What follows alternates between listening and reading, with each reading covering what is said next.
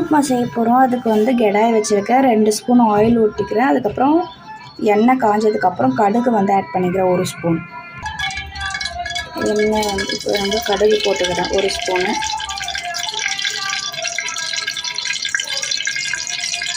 கடுகு நல்லா பொரிஞ்சு வந்ததுக்கப்புறம் 1 ஸ்பூன் கடலைப்பருப்பு போட்டுக்கிறேன். இந்த ஸ்டேஜில் நான் 2 சீரகம் போட்டுக்கிறேன். இப்போ காஞ்ச மிளகா ஆட் பண்ணிக்கிறேன்.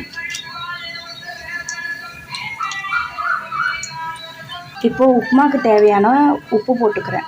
இட்லியில் ஆல்ரெடி வந்து மாவு கரைக்கும் போது உப்பு போட்டுருந்தால் லைட்டாக போட்டுக்கோம். நான் அதனால் லைட்டாக போட்டுக்கிறேன். இதை பாருங்கள், எல்லாம் வந்து ரோஸ்டட் ஆகிடுச்சு. இந்த ஸ்டேஜில் கருவேப்பிலை போட்டுக்கலாம்.